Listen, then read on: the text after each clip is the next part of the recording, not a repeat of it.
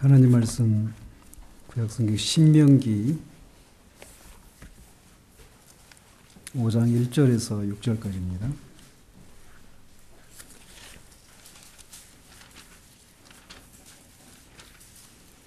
신명기 5장 1절에서 6절까지 같이 읽도록 하겠습니다. 모세가 온 이스라엘을 불러 그들에게 이르되 이스라엘아 오늘 내가 너희의 귀에 말하는 규례와 법도를 듣고 그것을 배우며 지켜 행하라. 우리 하나님 여호와께서 호렙산에서 우리와 언약을 세우셨나니 이 언약은 여호와께서 우리 조상들과 세우신 것이 아니요 오늘 여기 살아있는 우리 곧 우리와 세우신 것이라.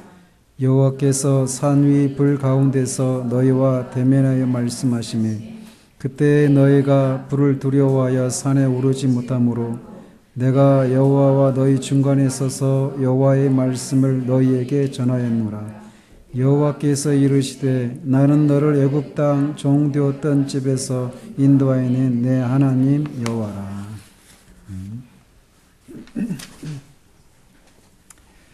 지난주에는 안식일이 모세의 언약의 표지라는 사실, 그리고 이 모세 시대에 해당되는 첫 번째 성경인 출애굽기의 구조를 고대 중근동의 종주권 조약과 또 결혼식과 비교해서 살펴봤습니다. 오늘은 이 모세 시대에 해당하는 나머지 성경의 구조와 특징들을 빠르게 살펴보도록 합니다. 모세 시대는 성경으로 치면 출애굽기에서 어디까지라고 그랬죠?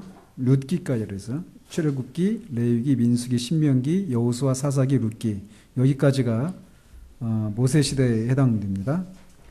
그래서 이제 오늘 레위기를 이렇게 보시면 출애굽기가 성막을 완성하고 그곳에 하나님의 임재가 가득한 그런 장면으로 끝이 납니다. 그래서 지난주에도 말씀드렸지만 성막을 만드신 목적은 하나님이 신정국가의 왕으로서 이스라엘 가운데 거하시고 그들을 통치하시기 위해서예요. 그런 측면에서 보면 성막은 무엇입니까? 왕이 거하는 곳이니까 궁전인 거죠. 또 그러면서 또 거기에 그 성막은 하나님을 예배하고 만나는 곳이기도 해요. 그런 측면에서 보면 성막은 또 하나님이 계시는 신전인 거죠. 그죠? 바로 그곳에서 이스라엘 백성들은 하나님을 만날 수 있었단 말이죠. 그런데 이제 문제는 하나님은 거룩한 분이신 반면에 이스라엘 백성은 죄가 있단 말이에요. 따라서 죄인이 거룩하신 하나님 앞에 나가기 위해서는 그대로 나가면 죽는단 말이에요. 그래서 죄인이 하나님 앞에 나가서 하나님을 예배하고 만나기 위해서 필요한 그런 일종의 절차들이 요구된단 말이죠. 그래서 이 레위기는 바로 그런 얘기예요. 그것과 관련된 얘기들. 그래서 레위기에서는 죄인이 직접 하나님께 나가는 것이 아니라 누구를 통해서 나가요? 죄인과 하나님 사이에 누가 있습니까?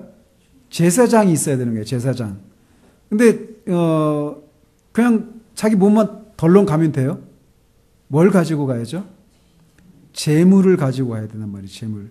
그러니까 나를 대신해서 죽어야 되는 그 희생 재물을 가지고 제사장을 통해서 하나님을 만나는 거란 말이에요. 간접적인 방식으로. 그래서 레위기는 그런 제사법, 또 제사장과 관련된 규례들 이런 것들이 주로 다루어지는 성경이 이 레위기입니다. 그래서 이 성막에 들어갈 때도 그거를 이제 보여주는 거죠. 성막의 구조가 동쪽으로 이렇게 입구가 그게 되어 있어요. 성막 앞들이 있고 그 앞들 이제 휘장이 하나 있어요. 휘장이 그 앞들을 지나서 들어가면 이제 여기가 성소입니다. 성소. 이 성소를 더 안쪽으로 들어가면 뭐가 있어요? 지성소가 있어요. 거기도 휘장이 쳐져 있고요. 그래서 이렇게 성소로 들어가기 전에 앞들에 가면 뭐가 있냐면 번제단이 있어요. 거기서 제사를 먼저 드리고 그리고 나서 번제단 지나면 뭐가 있냐면 물두멍이 있습니다. 물두멍 거기서 제사를 드리면서 막 불길해지고 짐승을 만졌기 때문에 불길해진 그 손과 발을 씻는 거예요. 이렇게 제물을 드리고 손과 발을 깨끗이 한 후에 성전에 들어가는 거예요. 성소에. 성소에 들어가면 뭐가 있어요? 이 정면에는 분향단이 있습니다. 분향단은 기도를 상징하는 기도. 또 북쪽에는 금등잔대, 기도를 상징하는, 세상에 빛이신 예수 그리스도를 상징하는 등잔대가 있고, 또 남쪽에는 진설병이 있어요. 세상의 떡이신, 생명의 떡이신 그리스도를 상징하는 이스라엘 12지파에 해당되는 12개의 그 떡이 있단 말이에요. 진설병. 거기에서 하나님을 만나는 거예요. 그러니까 제물을 가지고 번제를 제사를 드린 후에 물두멍에서 깨끗이 한 후에야 하나님을 예배할 수 있단 말이에요. 근데 그것마저 누구를 통해서? 제사장을 통해서 가는 거란 말이에요. 그런 규례에 관련된 얘기들이 이제 주로 다뤄지는 게 레위기입니다. 그래서 이 레위기 구절을 보면 총 27장으로 되어 있는데 1장에서 16장까지는 하나님을 어떻게 예배해야 되는가에 대한 얘기예요. 1장에서 16장까지가. 그래서 그거를 다시 세분하면 1장에서 7장까지는 제사법에 관한 얘기, 그 다음에 8장에서 10장까지는 제사장과 관련된 얘기들, 그 다음에 11장에서 16장까지는 정결법에 해당되는 것이 이제 그런 내용들입니다. 그리고 17장부터 27장까지는 앞에 전반부는 하나님을 어떻게 예배해야 될 것인가 이런 얘기고, 뒷부분은 뭐냐면 하나님의 백성이 어떻게 살아야 되는가, 이 내용이 17장에서 27장까지 나오는 그런 얘기입니다. 그래서 이제 그 제사법을 다루고 있는 게 레위기 1장에서 7장까지인데, 그 나눠드린 거 이렇게 보시면 제사 형태가 몇 가지가 있죠? 번제, 소제, 화목제, 속죄제, 속건제, 이 5가지 종류의 제사가 있습니다. 번제는 어떻게 드리는 거죠? 예, 재물을 불에 태워서 드리는 거예요. 소제는 곡물을 드리는 겁니다. 곡물, 가루를. 그리고 화목제는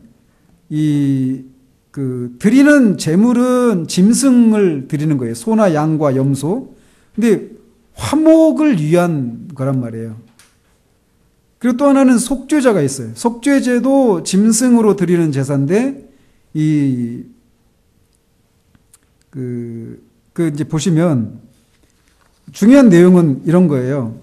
그러니까 뭐 처리하는 방식, 기름을 어떻게 처리하고 고기를 어떻게 처리해야 되는지, 또 피는 어떻게 처리하는지, 이게 다 다릅니다. 이게 제사법마다. 그런데 이제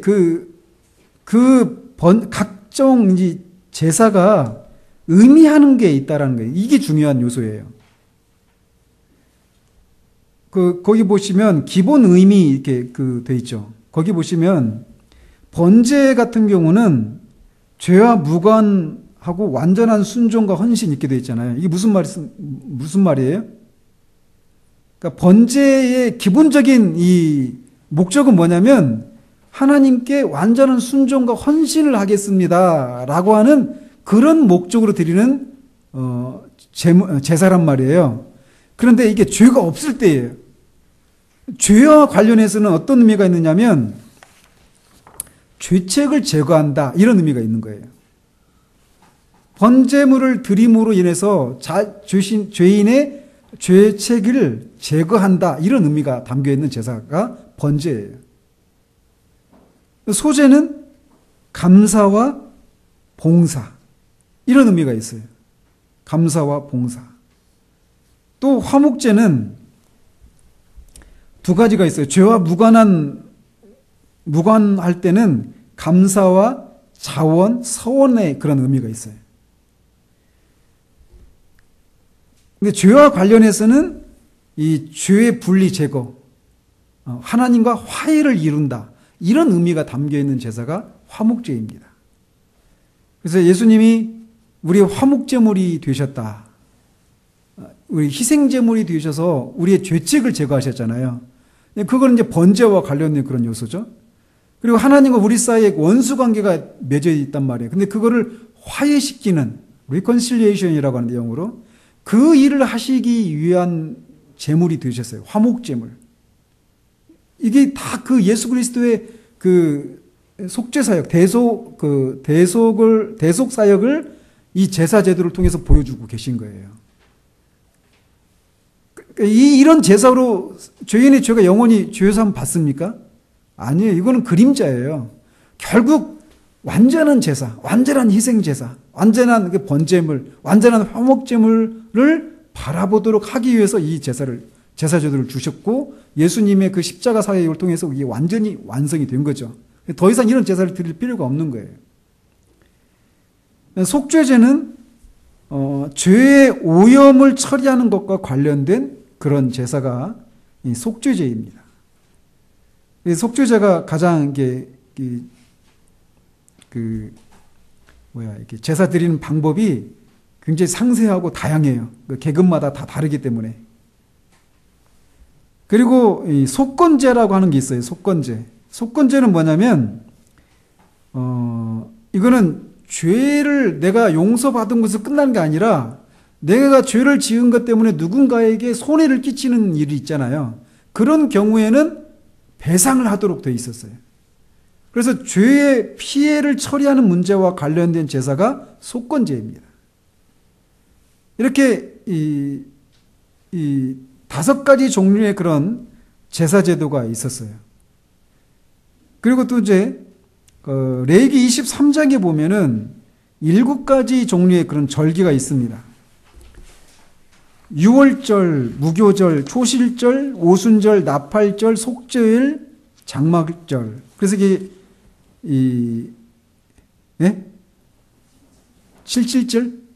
칠칠절이 그거예요. 초실절, 오순절하고 같은 절기예요. 오순절하고. 그래서 이게 유월절은 이제 양력으로는 3월, 4월에 해당되는 거예요. 지금 이번 주죠.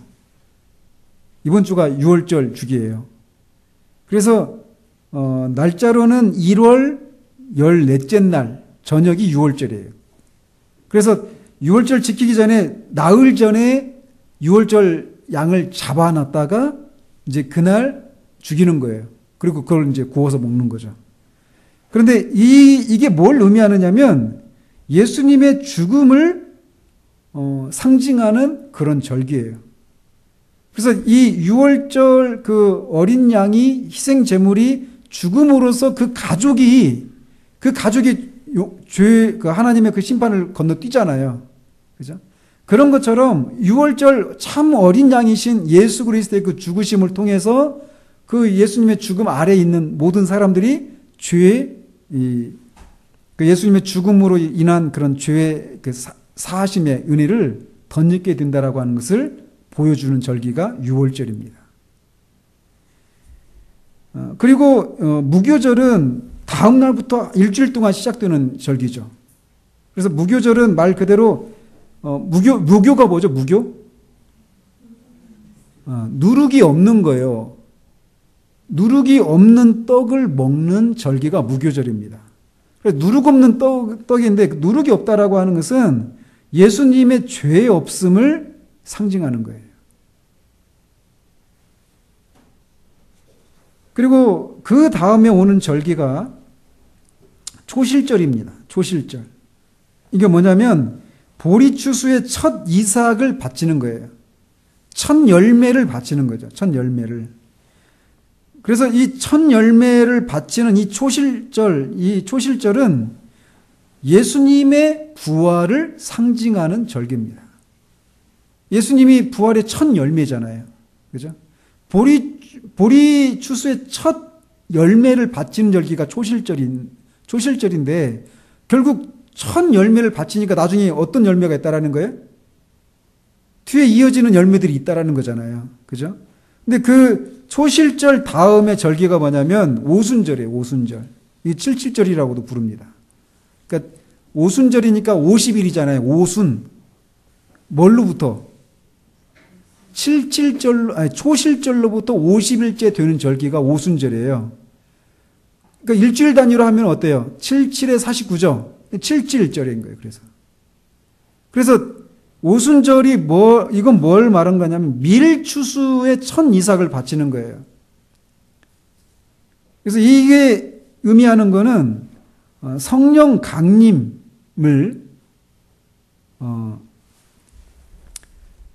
강림과 관련된 절기가 오순절입니다. 그래서 오순절에 성령이 강림하시잖아요. 예수님이 언제 부활하신 후에, 그죠? 예수님이 부활하신 후에 초실절이 그 부활의 첫 열매잖아요. 그죠?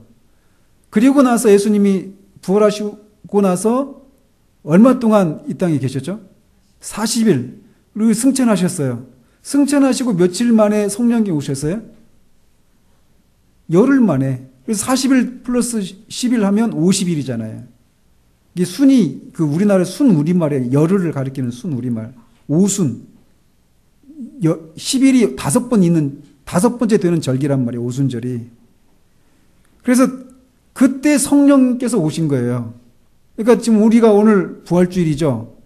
그러니까 이 구약의 절기로 하면은 초실절에 해당되는 거죠. 그죠? 그리고 그로부터 이제 7주일을 지난 주일이 오순절이 되는 거예요. 그날 우리는 성령 강림절 이렇게 우리 하죠.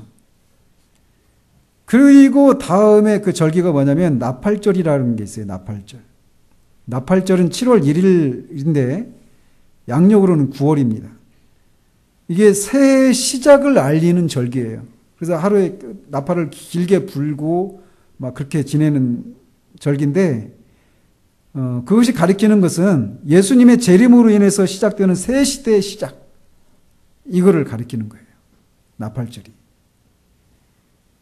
그리고 그 7월 10일 날 있는 속죄일이 있죠. 속죄일. 대속죄일이라고도 하는데 대제사장이 이 백성들의 죄를 속하기 위해서 먼저는 자기 자신을 위해서 번제를, 속죄제를 드리고 나서 이제 그 희생 제물을 가지고 피를 가지고 지성소에 들어가는, 유일하게 한 번 들어가는 날이 속죄일입니다.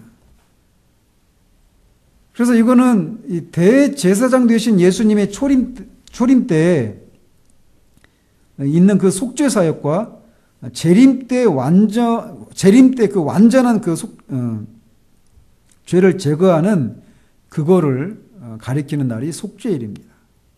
그러니까 속죄일은 예수님의 나팔절부터는 예수님의 재림과 관련된 그런 절기라고 할 수 있겠어요.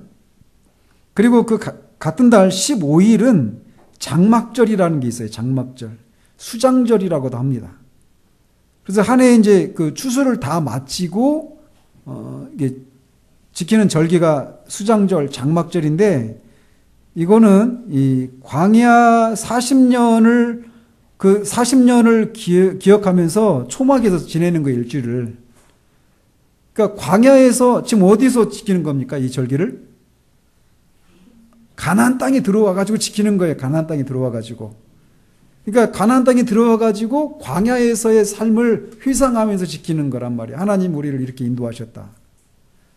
그거는 뭐예요? 광야는 또 그러면 광야는 뭘 상징하고 가나안 땅은 뭘 상징합니까? 광야는 구원받은 백성들이 살아가는 이 땅에서의 삶이에요. 가나안은 새하늘과 새 땅을 상징한단 말이에요. 약속의 땅. 그래서 결국 이거는 새하늘과 새 땅에서 지상 생활을 돌아보는 그런 의미의 절기다라는 것이죠. 그래서 예수님의 재림과 관련된 그런 절기가 장막절, 수장절이다라고 할 수 있습니다. 아무튼 이 레위기는 이런 구조로 되어 있어요. 그래서 앞에 제사법, 제사장과 관련된 것, 정결법, 그래서 하나님을 어떻게 예배할 것인가 이런 내용들이 전반부에 있고 후반부에는 하나님의 백성들이 어떻게 살아야 되는가 이런 내용들을 다루고 있는 성경이 레위기입니다. 그다음에 레위기 다음에 성경은 뭐죠? 민수기죠, 민수기. 그죠? 오늘 다 어떻게 철수까지 다 신문기라고. 대단하십니다. 민수기는 하나님께서 아브라함에게 약속하신 게 뭐죠? 두 가지죠. 하나는 큰 민족을 이루게 하겠다. 큰 국가를 이루게 하겠다. 신정국가를 이루게 하겠다. 이거예요. 또 하나는 뭐예요?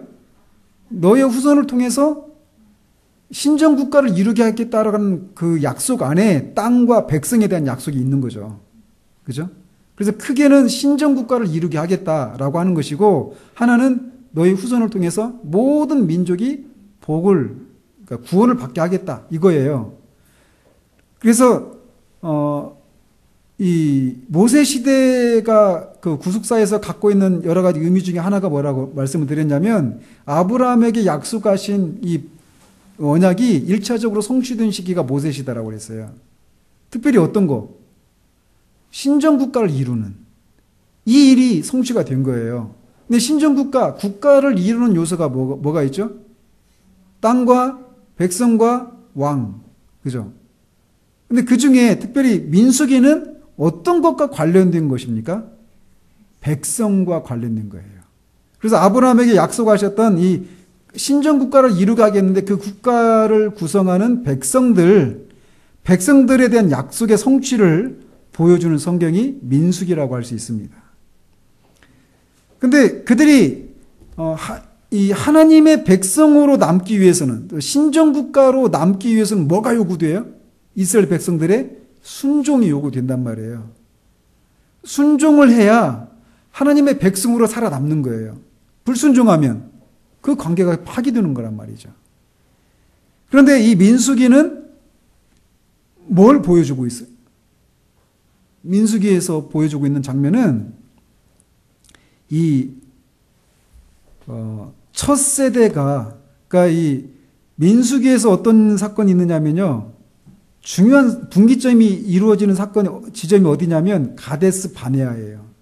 거기서 12명의 정탐꾼이 가나안 땅에 들어가서 10명은 우린 거의 차지하지 못한다. 그 여호수아하고 누구죠? 갈렙은 우린 차지할 수 있다. 그래서 결국은 불순종하고 출애굽 첫 세대는 거기에 못 들어가게 돼요. 그래서 그 39년 동안 광야 생활하죠. 그러니까 처음 나온 시기부터 1년을 포함하면 40년이죠. 40년 동안 광야에서 생활하다가 그 반대했던 그 세대에 20세 이상이 되는 세대는 다 죽고 20세 미만과 광야에 40년 동안 새롭게 출생한 그 출애굽 2세대만 이제 가나안 땅으로 들어간단 말이에요. 근데 이제 민수기는 그걸 보여주는 거예요. 첫 세대의 실패, 그리고 두 번째 세대의 이 가나안 땅으로 들어가기의 그 준비 과정, 이거를 보여주고 있습니다. 민수기가. 그래서 세대별로 보면은 말씀드린 것처럼 두 개로 나눌 수 있어요. 크게. 첫 세대의 실패, 1장에서 25장까지가. 그리고 두 번째 세대의 성공, 이거는 22장부터 마지막 36장까지.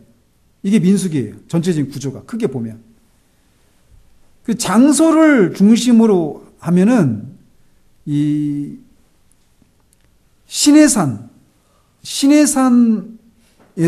또 가나안 입구까지 장소를 가지고 나누면 그렇게도 나눌 수 있습니다. 시내산에 있는 그 백성들의 모습, 이게 이제 1장에서 10장 10절까지예요.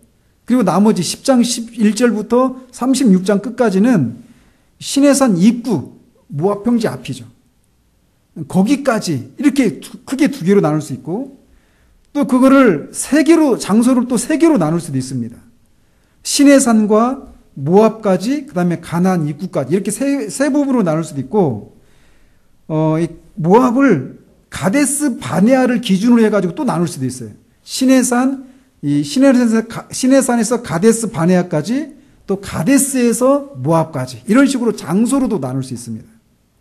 그 장소로 나누어서 민수기를 살필 수도 있고, 이렇게 세 부분으로, 또는 크게 두 부분으로 나눌 수도 있고, 첫 번째는 세대별로 나눌 수 있다는 거예요. 1세대와 2세대로 이렇게.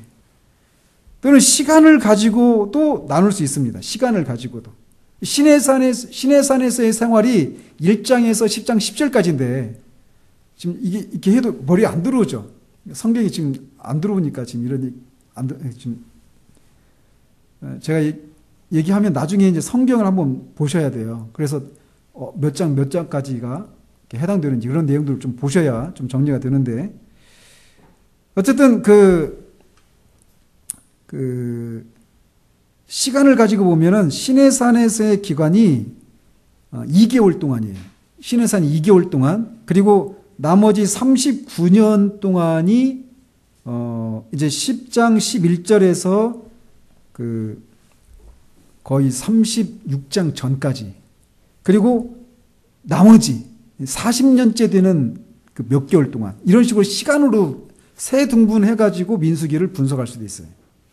근데 어쨌든 민수기에서 말하고 있는 건 뭐냐면, 만약 이들이 하나님께 순종을 했다면, 그러니까 가데스 바네아에서 10명의 정탐꾼들이 2명의 정탐꾼과 같은 그런 보고를 했다면 그들은 바로 들어갔을 거예요. 가나안 땅으로. 근데 순종을 하지 않아서 결국 치르지 않아도 될 그런 시간들을 보내게 된 거죠. 그래서 이 민수기가 우리에게 말해주고 있는 건 뭐냐?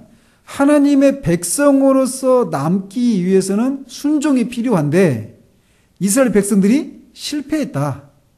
출애굽 1세대는 실패했다. 그거를 우리에게 보여주고 있는 거예요. 그러면서도 아브라함에게 약속하셨던 백성에 대한 약속이 성취가 되었다라고 하는 것을 우리에게 보여주고 있는 거예요. 자, 그 다음에 나오는 성경이 신명기죠. 신명기는 말씀드린 것처럼 이 출애굽 2세대들이 이제 가나안 땅을 들어가기 앞서서 모세가 출애굽 2세대에게 너희들이 가나안 땅에 들어가면은 어떻게 살아야 되는가에 대해서 교훈하고 있는 책이 신명기입니다. 그러니까 우리가 지금 5장을 읽었지만 5장 지금 이게 뭐예요? 5장 이하에 있는 게 십계명이죠. 십계명인데 앞에서 여기서 우리가 읽은 것처럼 호렙산에서 언약을 맺었다고 했잖아요. 호렙산이 시내산이거든요. 근데 그 시내산에서 이스라엘 백성이 언약을 맺었단 말이에요. 근데 지금 이 신명기에서 이 언약의 내용을 듣고 있는 부모들이에요. 부모 세대들. 출애굽 1세대들. 근데 그들에게 언약을 맺었는데 지금 이 모세로부터 이 가르침을 듣고 있는 이 사람들은 출애굽 2세대란 말이에요. 그리고 그들이 들어가서 살아야 될 그 땅은 가나안 땅이에요. 그래서 하나님이 이들과 언약을 갱신해요. 이 출애굽 2세대와. 그런데 1세대와 맺었던 그 언약을 그냥 기계적으로 반복하는 것이 아니라 새로운 내용들을 조금씩 첨가하고 그리고 또 이렇게 어떤 설명들을, 해석들을 덧붙여서 이들과 언약을 체결하는 장면이 이 신명기라고 할 수 있어요. 그래서 이 신명기의 이 전체적인 구조를 보면 서론, 그 다음에 이 모세가 행한 3번의 설교, 그 다음에 결론, 이렇게 나눌 수 있습니다. 근데 이 출애굽기가 지난주에 살펴본 것처럼 종주권 조약과 비슷한 형식을 띠고 있다고 그랬잖아요. 그런 것처럼 신명기도 그런 구조를 띠고 있습니다. 그래서 종주권 조약이 있게 되어 있다고 그랬잖아요. 전문.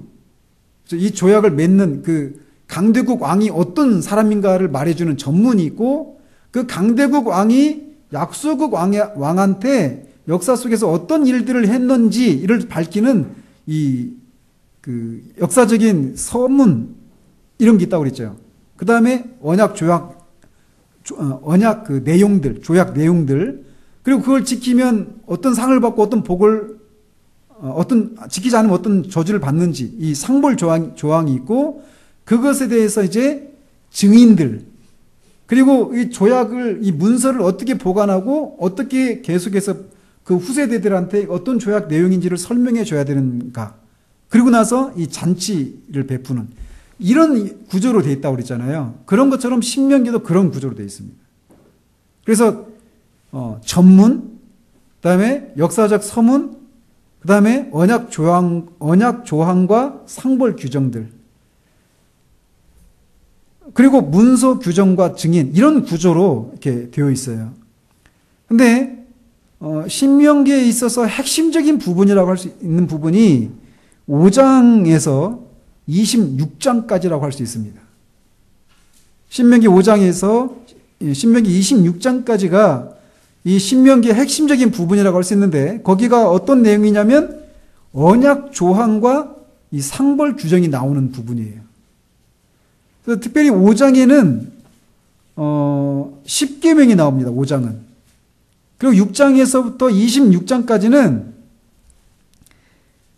학자들마다 견해가 다양하지만 이렇게 보는 사람들이 있어요. 뭐냐면 6장부터 26장까지는 10계명에 대한 주석이다.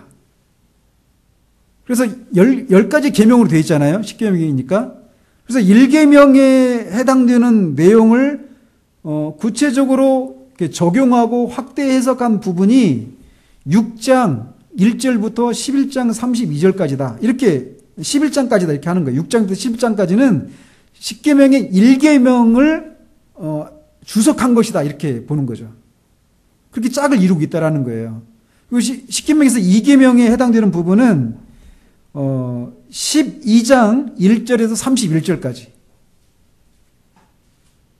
3계명은 하나님의 이름을 망령도 일컬지 말라라고 한 이 계명은 12장 32절에서 14장 21절까지가 그 계명과 연관이 있는 그런 부분이다 이렇게 보고, 4계명은 14장부터 16장 17절까지 이런 식으로 신명기 5장과 신명기 6장에서 26장이 10계명의 각 계명을 확대 해석하고 주석한 그런 형식의 계명들이 이렇게 있다라는 거예요. 무슨 말씀인지 아시겠죠? 그러면서 제가 이거를 구체적으로는 말씀드리면 지금 성경을 보면서 해야 되기 때문에 머릿속에 들어오지 않아요. 말로만 듣기 때문에. 그냥 그렇게만 알고 계십시오. 그래서 이 신명기가 아까 말씀드린 것처럼 모세가 몇 번의 설교를 했다고 그랬죠? 3번 설교했다고 그랬잖아요. 근데 3번 설교를 할 때마다 모세가 계속해서 반복하는 게 뭐냐면 너희들이 능히 지키지 못한다 이런 말씀을 해요. 뭐를요? 이 언약을 못 지킨다 이렇게 얘기해요. 그러니까 이들이 이 언약을 지킬 것에 대한 기대를 가지고 준 것이 아니라는 거예요. 처음에 모세 언약의 특징을 말씀드렸죠. 왜 주셨다고 그랬어요? 모세 언약을 왜? 그래서 집단적인 실패를 통해서 우리가 하나님의 백성으로 남는 것은 오직 하나님의 은혜로만 가능하다라고 하는 것을 보여주기 위해서라고 말씀드렸잖아요. 신명기에서도 계속 그걸 말하고 있는 거예요.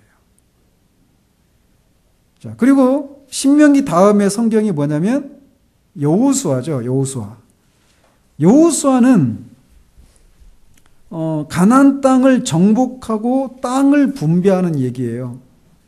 그러니까 이게 아브라함 언약 중에 어떤 것에 대한 성취입니까? 신정국가를 이루게 하겠다라고 할 때 그 국가의 요소 중에 땅을 얻게 하는 이런 것과 관련된 성경이 여호수아입니다.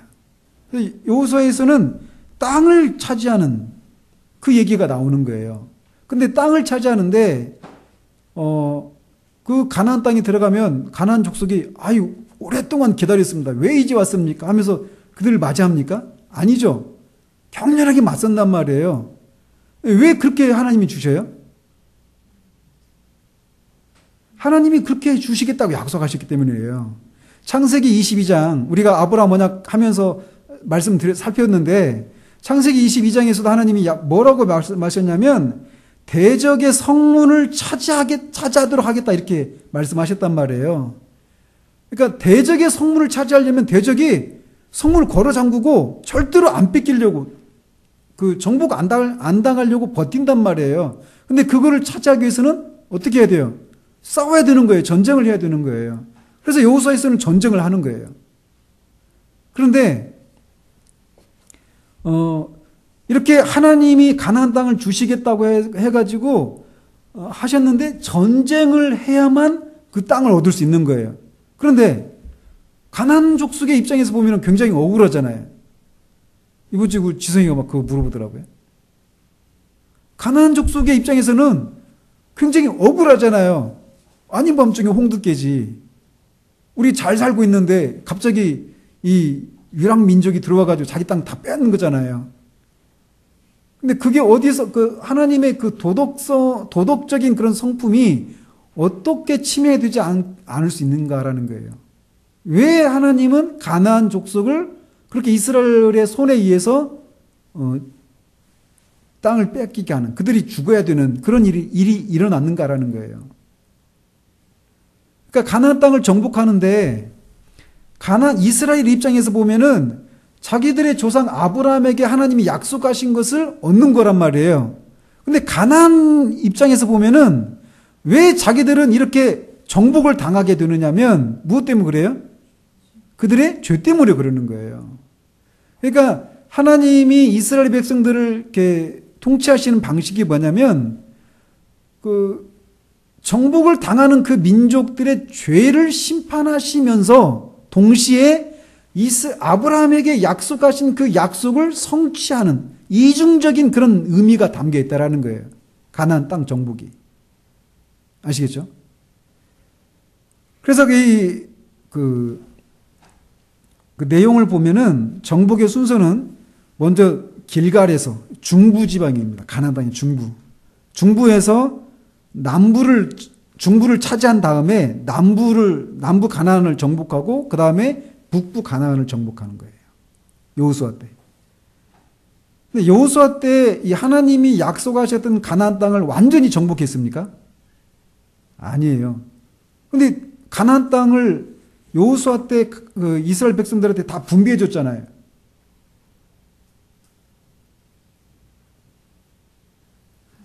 가서 땅 긋기만 한 거예요. 실제로 이제 가서 정복을 해야 되는 거예요. 그러니까 중요한 지역들은 정복을 했지만 아직도 많은 부분들은 직접 가서 이들이 전쟁을 통해서 정복을 해야 된단 말이에요. 근데 이들이 어때요? 실제로 정복을 못합니다. 정복을 못해요. 그래서 결국은 이제 여호수아가 보여주는 것은 가나안 땅을 정복하는, 이 신정 국가에 대한 약속의 성취 일부인 땅을 정복하는 이런 문제가 나와요. 근데 아직 완성이 안 됐어요. 완성이 되지 않은 채로 끝납니다. 그리고 나서 다음 시대가 어떤 시대죠? 여호수아 다음에 사사시대로 들어가는 거예요. 사사시대. 사사시대를 다루고 있는 성경이 사사기인데, 사사기가 보여주고 있는 건 뭐냐면 이 가나안 땅에서 이스라엘 백성이 실패하는 그런 모습을 보여주는 거예요. 말씀드린 것처럼 여호수아가 가나안 땅을 정복하긴 했지만 완전히 정복하지는 않은 채로 땅만 배분을 해준 거예요. 따라서 이들이 정복되지 않은 그 땅을 전쟁을 통해서 정복을 해야 되는데 이들이 눌러 앉습니다. 이스라엘 백성들이. 그러다가 결국에는 어디까지 가느냐면 자기 주변에 있는 가나안 족속의 신들을 섬기는 데까지 가는 거예요. 배교가 시작되는 거죠. 그럼 어떻게 됩니까? 이스라엘 백성들이 배교를 하면, 우상 숭배하고 배교하면 어떻게 돼요? 하나님이 이들을 심판을 내리시죠. 뭘 통해서? 주변의 나라들을 통해서 이스라엘 백성들을 심판하시는 거예요. 그럼 어떻게 돼요, 이들이? 막 자기 힘들다고 막 그 고통 속에서 막 하나님 앞에 부르짖죠. 그럼 하나님 어떻게 해요? 사사를 보내서 또 그들을 구원합니다. 그러면 또 어떻게 돼요? 또 다시 얼마 정도의 시간을 지나면 또 배교하고. 이게 6번 반복되는 거예요. 그 기간이 400년 정도 되거든요. 생각해 보십시오. 우리나라가 일본의 그 압제에 35년 동안 있었잖아요. 일본의 압제를 막 받았어요. 물론 그것이 하나님께 불순종해서 일본의 압제를 받았다, 이런 말씀 드린 게 아니에요. 근데 이렇게 일본의 압제를 받고 독립을 했어요. 근데 또 중국한테 또 압제를 받는 거예요. 또 해방이 됐어요. 그러니까 또 북한한테 해방이 됐어요. 러시아한테. 이런 식으로 계속 사이클을 계속 반복하는 거예요. 6번의 그런 그 반복이 계속됩니다.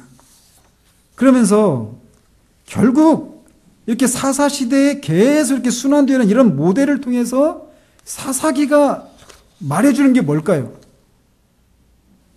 사사기의 결론이 뭡니까? 맨 마지막에 나오죠. 몇 번? 2번 나오는데 이렇게 하다가 나중에는 어디까지 가느냐면 이제 막 종교적으로 타락을 해요. 사사기 후반에 가면 17장에서 18장까지 보면은 미가 선지자라는 사람, 단지파의 그런 얘기 나오죠. 거기서 완전히 이제 종교적으로 완전히 타락을 하는 거예요. 종교적으로 타락하면 뭐가 따라옵니까? 그건 이스라엘의 역사만이 아니라 어디나 마찬가지예요. 모든 인류 역사가 그런 걸 반복합니다. 종교적으로 타락하잖아요. 그러면 곧장 뭐가 따라옵니까? 도덕적인 타락이 따라오는 거예요. 종교적인 타락이 있으면 반드시 도덕적인 타락이 따라옵니다. 그런 면에서 우리나라의 이 도덕적인 타락의 현실의 중심에 저는 교회가 있다고 보는 거예요. 하나님이 무서운 얘기죠. 무서운 얘기예요. 근데 이렇게 사사기의 결론에, 그러니까 그래서 이 사사기에 보면은 사사들이 몇 명인지 아십니까? 12명의 사사들이 있어요. 12명의 사사들. 근데 12명의 사사들이 얘기가 나오는데 자꾸 뭐 어떤 걸 보여주냐면요. 사사들이 점점 자질이 점점 떨어지는 그런 모습을 봐요. 마지막 그 사사기에서 가장 많은 양을 차지하고 있는 사사가 누군지 아세요? 삼손입니다. 삼손. 삼손이 이제 그 길게는 삼손이 이제 12번째 사사거든요. 그러니까 삼손은 굉장히 그 앞에 있는 그 사사들보다 굉장히 더 타락했죠. 그 자질이, 사사로서의 자질이 더 부족한 그런 모습을 보여주는 거예요. 그러면서 그러다가 결국은 말씀드린 것처럼 종교적으로 완전히 타락해요. 단지파를 통해서 이제 이스라엘 민족 안에 이제 본격적으로 그런 우상들이 들어오기 시작하는 거죠. 그러고 나니까 이제 19장, 21장에 보면은 도덕적인 타락이 나오는데 누가 나오죠, 거기에? 레위지파 사람이 첩을 얻어서 그 첩이 죽잖아요. 베냐민 지파 사람, 기브온 사람들에 의해서. 그리고 그 일로 인해서 베냐민 지파가 600명의 사람들만 남고 다 죽어버립니다. 한 지파가 없어질 뻔했어요. 도덕적으로 타락하다 보니까. 그러니까 나중에 사울이 어느 지파 사람이죠? 베냐민 지파 사람이에요. 그러면서 자기 지파가 가장 작은 지파다 말하는 게 그냥 이유가 없는 게 아니에요. 그런 근거 때문에 나오는 거예요. 이 전쟁에서 베냐민 지파가 대부분 600명의 남자만 어른들 600명은 남고 다 죽었거든요. 그러니까 작았어요, 규모가. 그래서 결국 사사기를 통해서 이스라엘 백성들이 약속의 땅 가나안으로 들어갔지만 실패했다라는 거예요. 그러면서 그 사사기 결론에 어떤 말씀들이 2번 등장하느냐면 그때 뭐가 없으므로 사람들이 자기 소견에 오른 대로 살았다 이런 말이 나옵니까? 왕이 없으므로 그들이 자기 소견에 오른 대로 행했다. 이렇게 하면서 결론이 끝나요. 그럼 결국 뭘 지금 이제 바라보게 하는 겁니까? 왕이에요, 왕. 왕이 없기 때문에 자기 소견에 오른 대로 행하고 종교적으로, 도덕적으로 타락했다. 이렇게 끝나거든요. 그러면 이제 다음에 이어지는 건 뭐냐면 왕에 대한 얘기가 나오는 거예요. 그래서 하나님은 이제 대리 통치자를 통해서 이스라엘을 다스리고자 하시는 계획을 보이시는 거예요.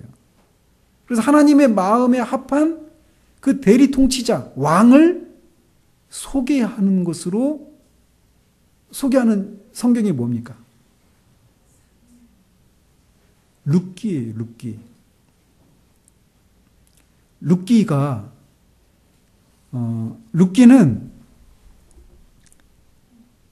자 민수기나 그 여호수아나 이렇게 이제 아브라함에 약속하셨던 신정국가의 요소 중에 백성과 땅에 대한 얘기가 있잖아요. 결국 왕에 대한 얘기가 사사기의 그 실패를 통해서 왕의 그 출현을 이제 사람들로 하여금 기대하면서 끝낸단 말이에요. 근데 그 왕을 어디서 나오는가가 이제 룻기에서 나오는 거예요. 룻기. 그래서 룻기가 어느 시대냐면 사사시대 때 해당되는 성경이에요. 룻기가. 사사시대 때 아비멜렉이라고 하는 사람이 이 흉년이 드니까 모압 땅으로 들어가서 살아요. 10년인가 사는 동안에 기럨, 말럨 다 죽죠. 자기 아들들 죽고 그 큰 며느리는 자기 고향으로 돌아가는데 둘째 며느리 룻은 나오미 자기 시어머니를 따라오죠. 근데 그 룻이 누구를 만나요? 보아스라고 하는 그 사람을 통해서 그 사람이 기업 물을 자가 되죠. 기업을 물은다는 게 뭐냐면요. 이 사람들이 그 이스라엘 땅을 피해서 모압 땅으로 갔단 말이에요. 가뭄을 피해서. 그래서 돌아왔는데 자기 땅이 없는 거예요. 그러니까 빚을 져서. 그래서 이 자기 땅을 이제 그 대신 사주고 자식들이 없잖아요. 나오미에게 남편도 없고 아들도 다 죽었잖아요. 그래서 가문을 이어가려면 어떻게 해야 돼요? 누군가가 기업 물을 자가 나타나서 자기에게 자식을 낳아줘서 자기 남편의 그 계보를 이어갈 수 있도록 해줘야 된단 말이에요. 근데 그 기업 물을 자가 누구냐면 보아스예요. 그래서 보아스가 이 사람들의 나오미 가문에 땅을 회복해 주는 거예요. 땅을 회복해 주고 이 보아스와 룻 사이에서 아들을 낳아요. 그 아들이 누구죠? 오벳이에요. 오벳. 그 다음에 이세는 누구예요? 다윗의 아버지. 그래서 룻기 끝에 보면은 오벳, 이세, 다윗의 아버지, 아비, 이세 이렇게 하면서 끝나는 거예요. 다윗을 딱 거기서 다윗이 등장하는 거예요. 그러니까 성경이 그냥 마구잡이로 있는 게 아니란 말이에요. 하나님께서 약속하신 게 이게 약속을 따라서 역사가 진행되는 거예요. 그 역사 속에 이 한 가문이 있는 거예요. 저는 좀 소름이 막 돋는데. 이게 그런 것처럼 우리도 그렇게 있는 거예요. 하나님이 맨 처음에 올라가면 어디까지 올라가냐면 여자의 후손까지 올라가는 거예요. 여자의 후손을 주시겠다. 그 약속이 이 확대되었다가 딱 좁혀지면서 결국 이제 다윗까지 이어지는 거예요. 근데 이 소개하시는 다윗이 등장하는 방식을 보십시오. 이 나오미, 이 사람들, 이 남편 아비멜렉과 아들 기럨과 말럨, 이 사람들은 모압 땅으로 가뭄을 피해서 도망갔어요. 피했어요. 그리고 나오미가 실패했죠. 진짜 우리말로 남편 잡아먹은, 아들 잡아먹은 X 하면서 욕을 먹어야 되는 그런 처지에 완전 실패해요. 그러니까 나오미가 자기 땅으로 들어올 때 어떻게 해요? 사람들이 저가 나옵니다. 막 기쁨이다. 이런 뜻이거든요. 근데 나를 뭐라고 부르라고 해요? 나오미라고 부르지 말고 뭐라고 부르라고요? 마라라고 부르라는 거예요. 마라 어디서 기억나요? 출애굽기에서 물이 써가지고 못 먹었던 그 쓴물, 마라, 고통 이런 의미란 말이에요. 나오미가 자기의 인생을 보면 실패한 거예요. 자기 살아보겠다고 하나님의 백성을 떠나서 이방 땅에 갔다가 거기서 완전히 남편도 있고 아들도 있고 완전히 끈떨어진 채로 온 거예요. 그런데 하나님이 그들을 기업 물을 자 보아스를 통해서 룻에게서 모압 여인 룻에게서 하나님이 약속하신 그 구원자가 나올 다윗이 나오게 하시는 거예요. 오전에도 살펴봤지만 예수님이 그 실패한 제자들을 내 형제들이라고 부르는 거예요. 하나님이 이런 분이십니다. 그러니까 완전히 자기는 말하죠. 내 인생은 말아예요. 끝난 거예요. 기대하지도 않았던 아들을 품으리라고 생각지도 못했던 나오미가 진짜 나오미가 되는 거예요. 그리고 그를 통해서 다윗이 준비되는 거예요. 보아스는 또 누군지 아십니까? 보아스의 아버지가 누구냐면요. 안 보세요. 룻기로 빨리 가셔서.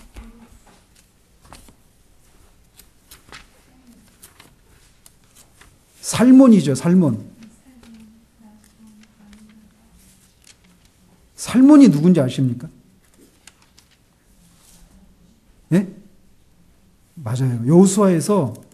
여호수아서에서 보면 정탐꾼이 들어가죠. 근데 그 정탐꾼이 잡힐 뻔했는데 기생 누구? 라합이 그 사람 숨겨주죠. 그 정탐꾼 중에 한 사람이 살몬이에요. 그 사람하고 누가하고 결혼했냐면 라합하고 결혼한 거예요. 그 사이에서 난 사람이 보아스예요. 보세요. 하나님이 하시는 방식을 보세요. 그러니까 소위 어떤 종교적인 엘리트, 정치적인 엘리트, 사회의 엘리트 이런 사람들 통해서 혈통이 좋은 사람들 통해 가지고 나오는 게 아니죠.